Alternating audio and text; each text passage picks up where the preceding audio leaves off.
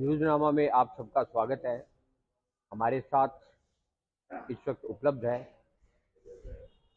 Advocate Bhuramal Swami ji.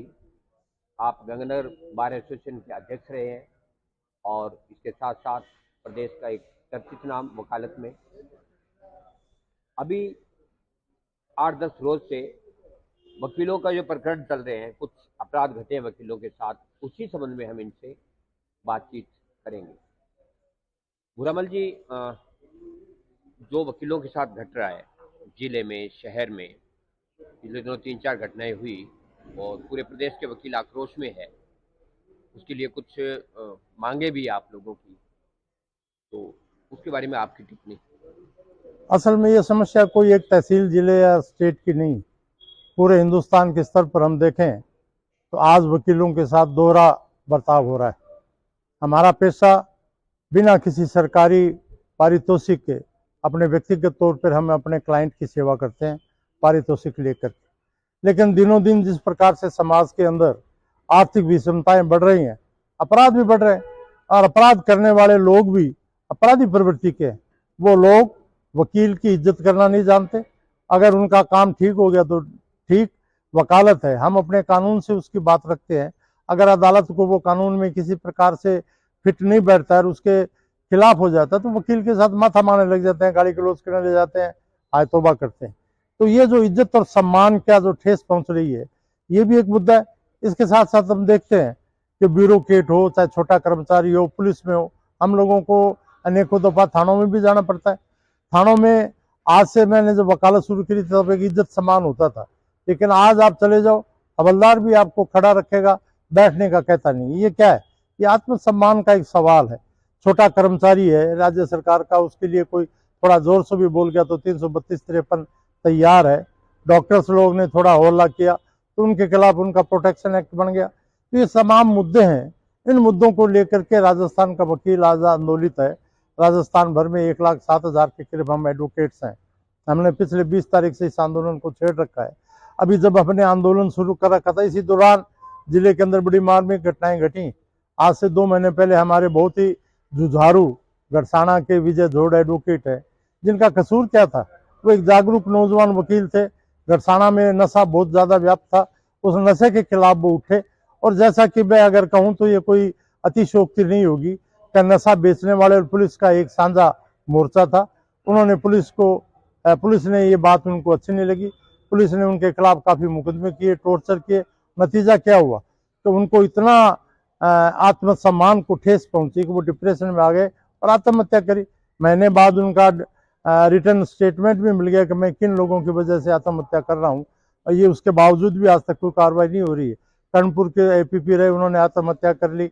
अभी परसों ही हमारे वकील नीरज गोयल है, उसके घर भी अखबारों में भी आ रहा है, कुछ असामाजिक तत्वों ने साधारण बोलचाल में कि भी गली के अंदर शोर मत करो, इस बात पे 15-20 लड़के इकट्ठे हो गए और वहां पत्थर बरसाने शुरू कर दिए।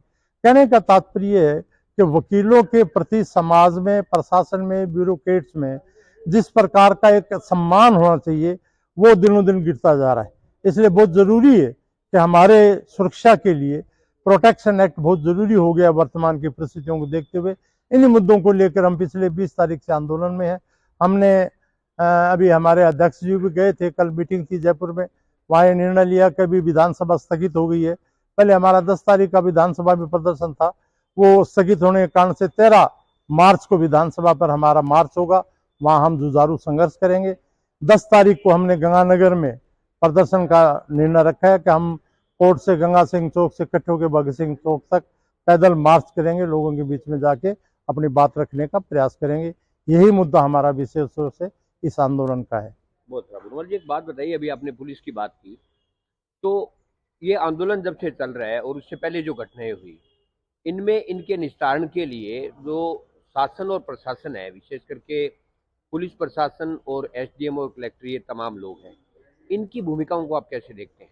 वो मैंने बताना निवेदन किया कि ये वकील को आत्मसम्मान की बातें नहीं करते। ये ब्यूरोक्रेटिक करेक्टर है, चाहे छोटा थानेदार हो, सीआई हो, डीएसपी हो, पुलिस का कोई भी अधिकारी हो, या साधारण कर्मचारी भी कोई अगर कलेक्ट्रेट में या किसी कार्यालय में है, तो वो ये समझते हैं कि इनके रोजाना आते हैं, इतने के क्या है। तो ये उनका रवैया वकीलों के प्रति को सम्मानजनक नहीं है। यही हमारा विरोध है। अगर हमारा प्रोटेक्शन एक्ट होगा तो उन अधिकारियों को, उन ब्यूरोक्रेट्स को, उन कर्मचारियों को 4 बार सोचना पड़ेगा कि हम किससे बात कर रहे हैं। सामने खड़ा हुआ ऑफिसर ऑफ द कोर्ट है, इसकी इज्जत हमको करनी चाहिए। सर, एक किस एक्ट को जब ये स्वरूप में आया था, यानी लागू नहीं हुआ लेकिन स्वरूप इसने ले लिया, आप इसको क्या मानते हो कि सरकार ने क्यों लटका रखा है इसको? क्या इसके पीछे क्या कारण अब ये बात हमारे भी समझ में नहीं आ रही भी एक तो ऐसा कोई कानून हो या ऐसी कोई परिस्थितियां हो जिससे सरकार को खर्चा वहन करना पड़ता है। इसमें उनका कोई लागत नहीं है। हम केवल ये 18 में कह रहे हैं, कांग्रेस पार्टी ने अपने मैनिफेस्टो में भी लिया है। अब चर्चा भी हो रही है कि विधि मंत्री के पास वो चर्चा के लिए भेजा हुआ है, उसको ड्राफ्ट के लिए।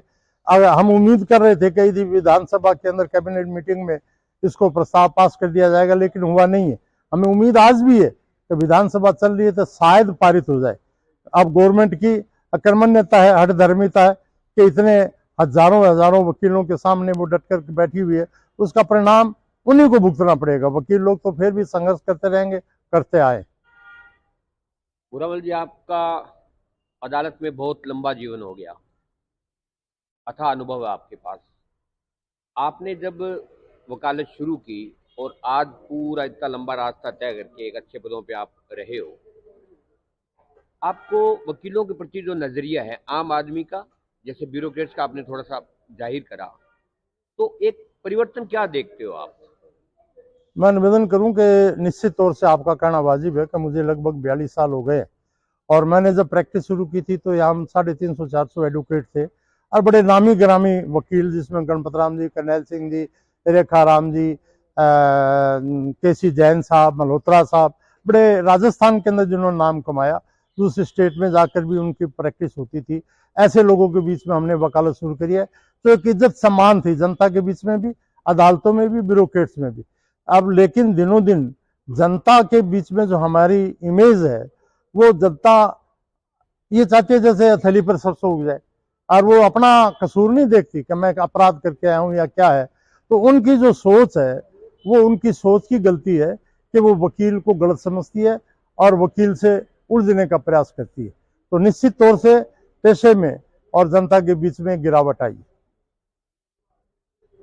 ये थे एडवोकेट भूरामल स्वामी जी, गंगनर बाग एसोसिएशन के आप अध्यक्ष रह चुके हैं, इसके साथ साथ वकालत की और बहुत से सम्मानित पदों पर।